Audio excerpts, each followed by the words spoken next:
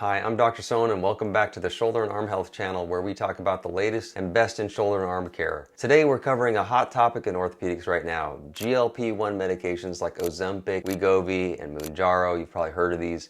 If you're on one of these medications or thinking about starting and you've got shoulder or arm pain or surgery on the horizon, this video is for you. GLP agonists were originally designed to treat type 2 diabetes, but they've become even more popular for weight loss. Medications like Ozempic and Mounjaro can help people lose tens or even over 100 pounds. That's a big deal, especially if you're dealing with joint pain or trying to qualify for surgery. If you're planning surgery, there are a few key things you should know. First, these medications can help lower blood sugar and reduce inflammation and help you lose weight. That can improve recovery after surgery and may reduce the risk of complications, especially in patients with diabetes. They also often help patients lose enough weight to improve the joint function or to meet BMI cutoffs that some hospitals or surgeons require before permitting joint replacements. But there are also some important cautions, and the biggest one relates to anesthesia.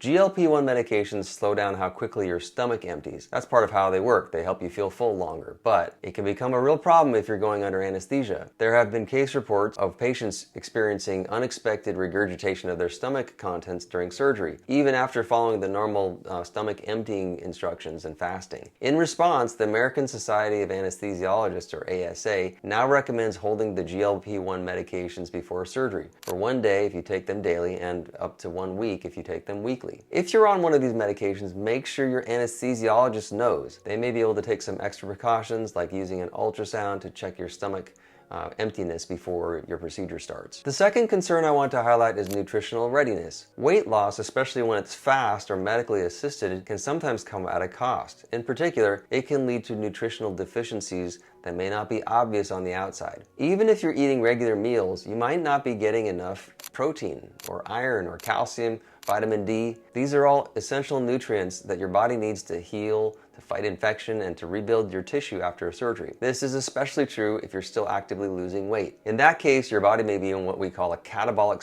state, meaning that it's breaking down tissue faster than it's building it up. That's not the ideal state to be in heading into a surgery.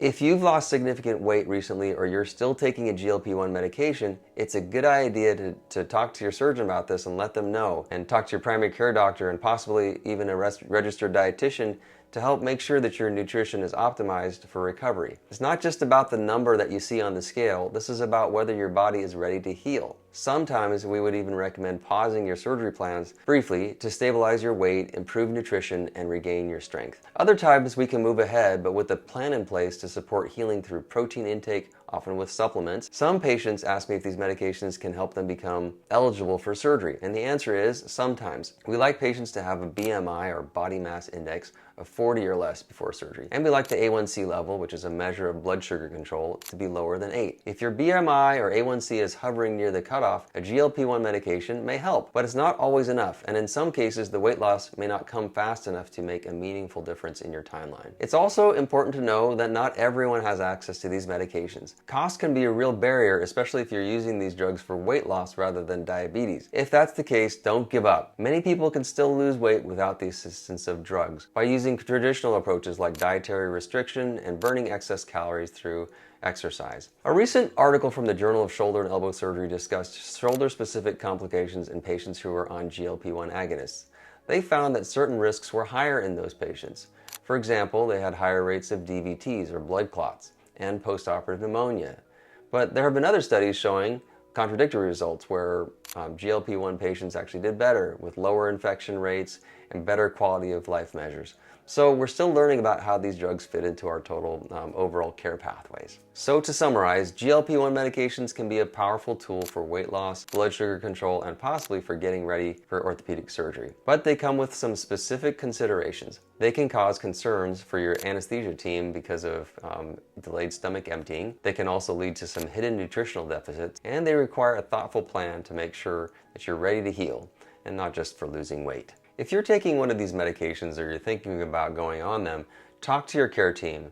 Make sure you'll build a plan that supports your joint health and gets you the safest, strongest outcome possible. Thanks for watching, and if you found this helpful, please share it with somebody who might benefit from it.